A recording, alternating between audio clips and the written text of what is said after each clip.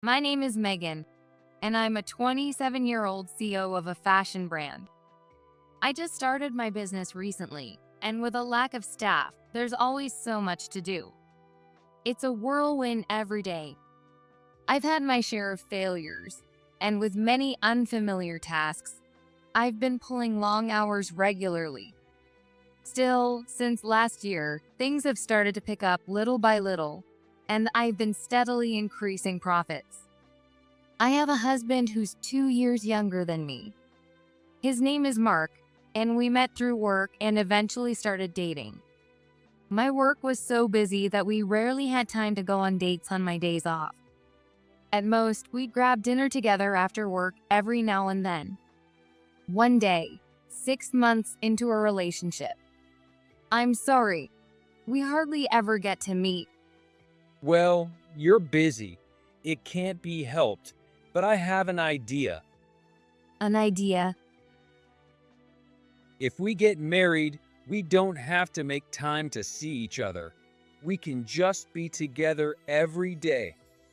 What does that mean? I want to support you forever, Megan. Will you marry me?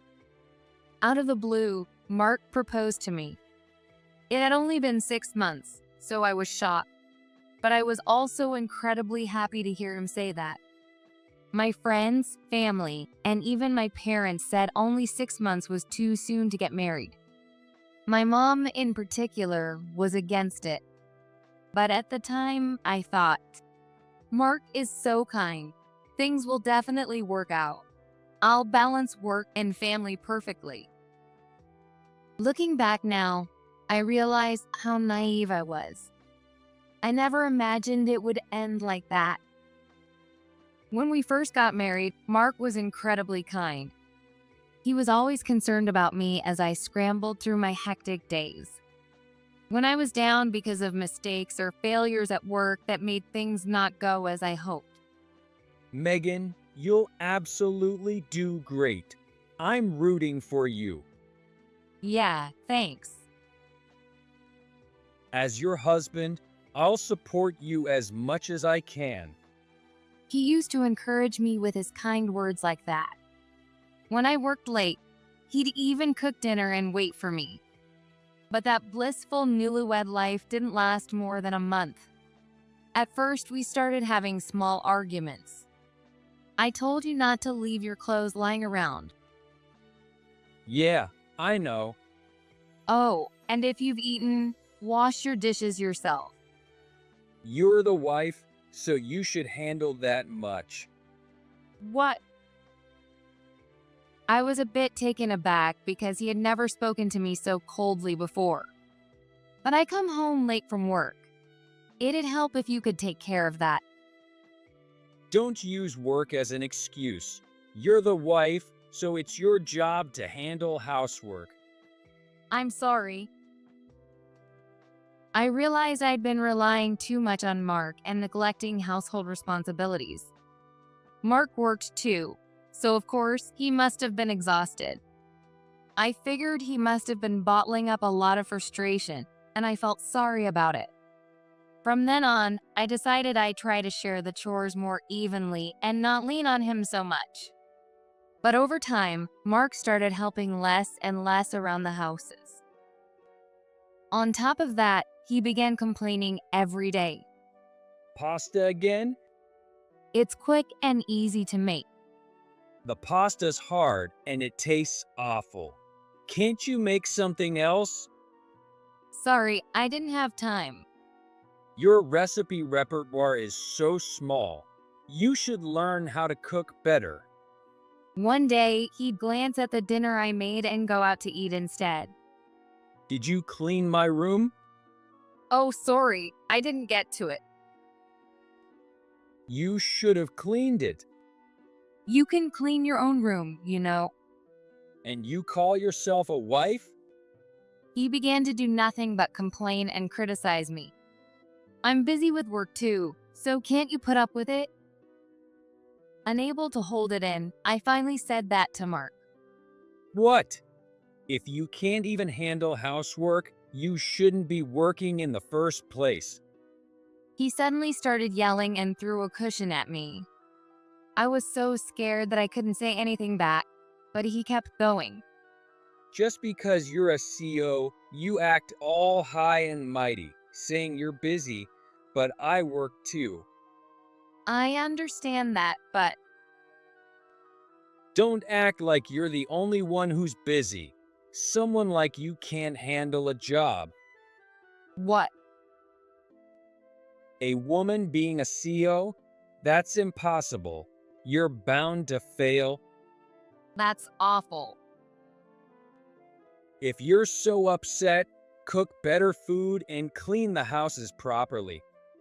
Crying, I ran to the bedroom. He used to say he supported me. Was this what he really thought of me all along? Since then, I felt a rift had formed between us.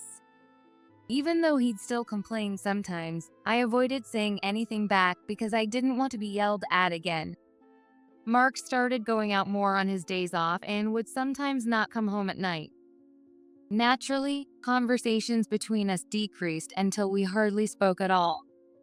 Around that time, my sleep was reduced to only 3 to 4 hours a night. I'd leave for work early in the morning, come home late at night, clean, do laundry, and prepare meals for the next day. This lifestyle continued, and I became physically and mentally exhausted. Hey, how long are you gonna keep sleeping? Mark's voice woke me up. Panicking, I checked the clock. It was already time to leave the houses. It seemed I'd fallen asleep on the sofa from exhaustion the night before. Oh no, I'm gonna be late. What about breakfast? Can't you handle that yourself for once? I was flustered and accidentally spoke my true feelings. Handle it myself? You're the one who fell asleep. Make breakfast before you leave. He started shouting. But I really have to go now. As I headed for the door, he grabbed my arm hard. Ouch. He yanked me back and pushed me onto the sofa.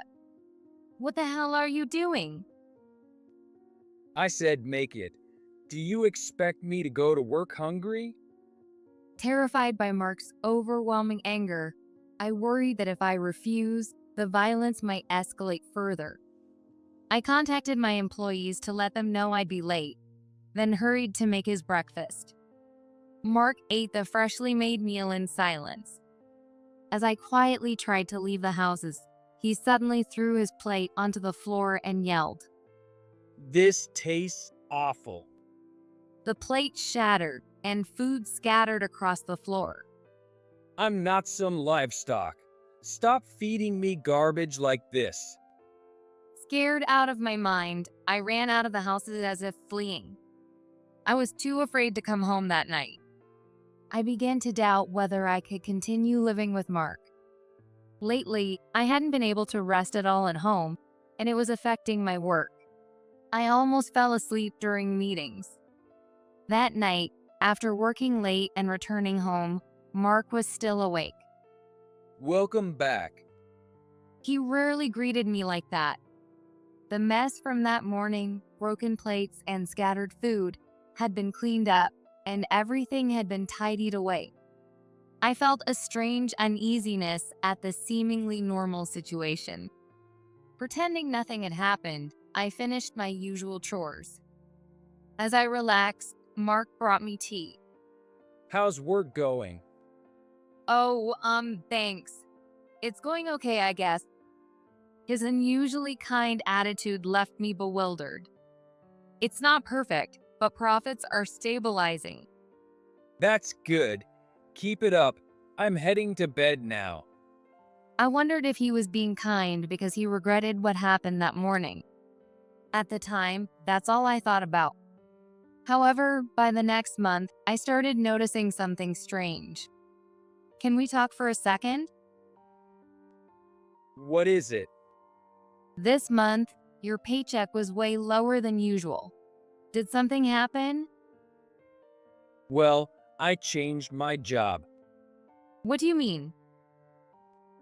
You're making money, so it's not a problem, right? I mean, we're fine financially, but still.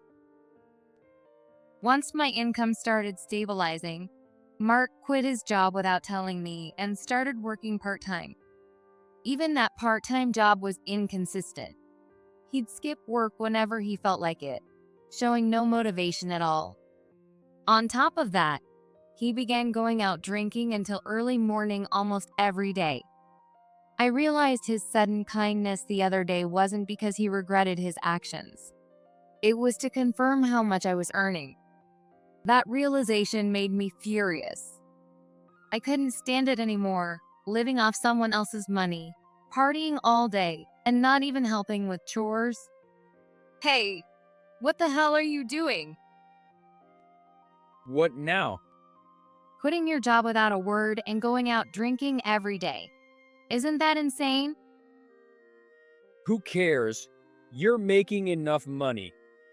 It's not fine. You're using my money for drinking, and it costs more than our living expenses. Then earn more. What do you even think I am to you? You're so noisy. And are you cheating on me? What? Where's that coming from? Don't bother hiding it. I can tell. Do you have any proof? I didn't have solid evidence, but I had a gut feeling. For instance, he'd come home smelling of perfume or suddenly start wearing stylish clothes when going out. I don't have proof, but I can just tell. Oh, a woman's intuition, huh? That's right. Stop cheating and get a real job. Shut the hell up. Then, Mark slapped my face as hard as he could. Ouch. I fell to the floor in shock, landing on my backside. The sting on my cheek burned, and tears started streaming down my face. Just shut up and keep working. Stop snooping around where you don't belong. The shock of him actually hitting me left me frozen on the spot. And he started yelling insults at me. If I'm cheating, it's because you lack any appeal as a woman. I couldn't believe Mark had become this kind of person. I didn't feel like I could talk to anyone about him. My parents had been against our marriage from the start, and since I went against their wishes, I couldn't admit they were right. I also had too much pride to show weakness to my employees as their CEO. A few days passed and I still hadn't talked to anyone. Then I had a work trip scheduled. I was set to visit a regional factory for a few days, meaning I'd be away from home. For the first time in a while, I felt a sense of relief. The trip gave me some space from Mark. After everything recently, I was completely drained. While on the trip, I didn't have much to do outside of inspections, so I could head back to the hotel early and rest. I even visited a nearby beach and enjoyed some delicious meals.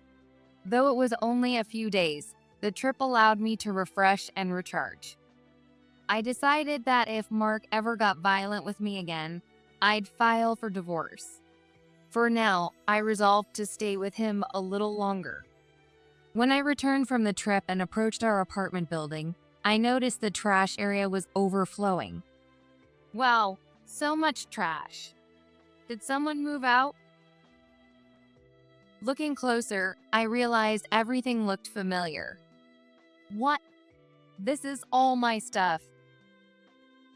To my shock, all the clothes and furniture piled up at the trash area were mine. Why? What's going on? I hurried into the apartment, and there were women's shoes. It was obvious he'd brought another woman home. So, you're back already, huh? Whose shoes are these? And did you throw out my stuff? I don't need you anymore. Get out. What? Mark laughed smugly, and I felt an anger I'd never experienced before. Guess what?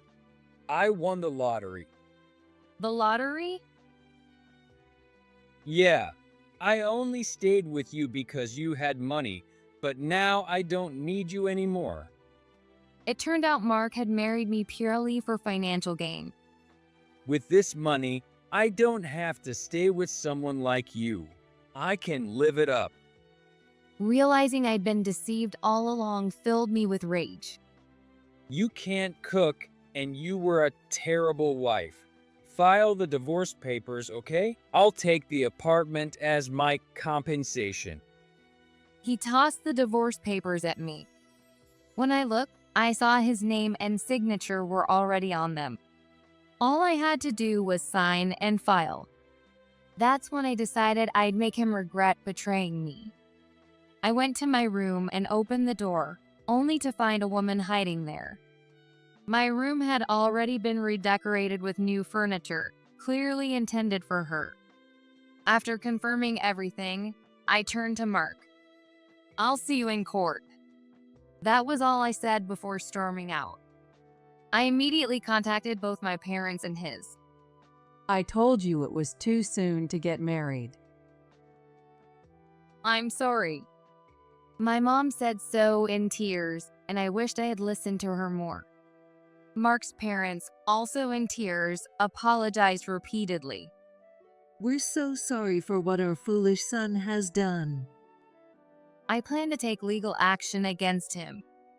That's completely understandable. Mark's parents were always kind and liked me, so it pained me to share this news with them.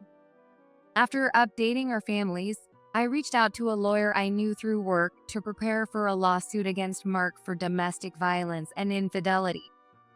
The lawyer was highly skilled and had plenty of experience with cases like this, making them incredibly reliable. It must have been tough. Leave the trial to me. Thank you.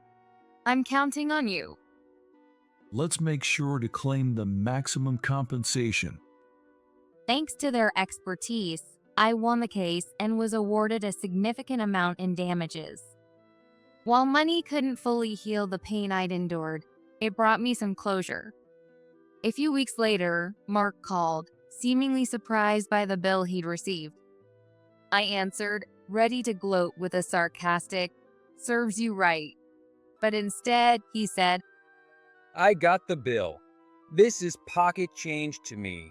It's not even a scratch. Better luck next time. I hung up without saying a word.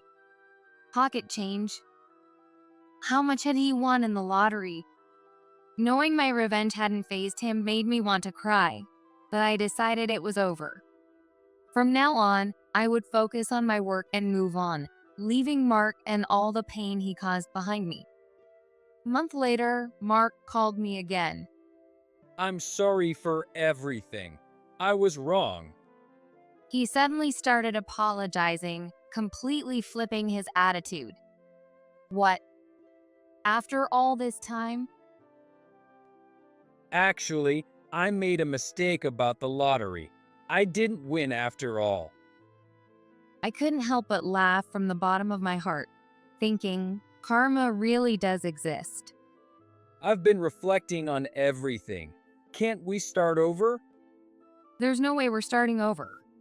Good luck working hard to pay the alimony, okay? But how am I supposed to pay such a huge amount? Didn't you call it pocket change? I'm sorry, I was wrong.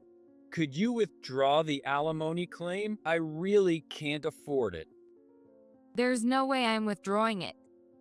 At least drop the domestic violence claim. I'm really struggling without any money. Absolutely not. You should have realized how much pain you caused me just by looking at the amount, right? Yeah, I get it now. But I really can't pay that kind of money. Then why not borrow it from your affair partner? She left me. As soon as she found out I didn't win the lottery, she took off. Wow, that's rough. Guess she was only in it for the money, huh? She was awful. Look who's talking. I've finally realized how amazing you are. Please, I'm begging you. Let's get back together. That's another lie, right? It's not a lie. I swear it's true. Please forgive me. There's no way I'm forgiving you. Make sure you pay up.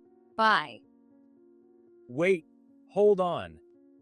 After that, he kept calling persistently, so I blocked his number. Seeing all of Mark's actions come back to bite him was incredibly satisfying. Later, I heard Mark couldn't find a job and couldn't pay the alimony. His parents ended up covering the payment, but it caused such a rift that they kicked him out of their houses. He was disowned by his family and relatives as well. I have no idea where he is or what he's doing now, but it's no longer my concern.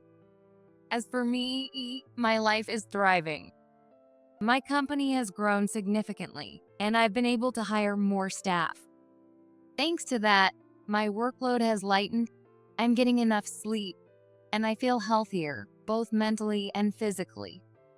Not only that, but with more time and emotional balance, I was able to find the right man and get married. Unlike Mark, my current husband remains kind no matter how much time passes. He supports me, enjoys my cooking, and even helps out with household chores. Now, I'm living a happy, fulfilling life every single day.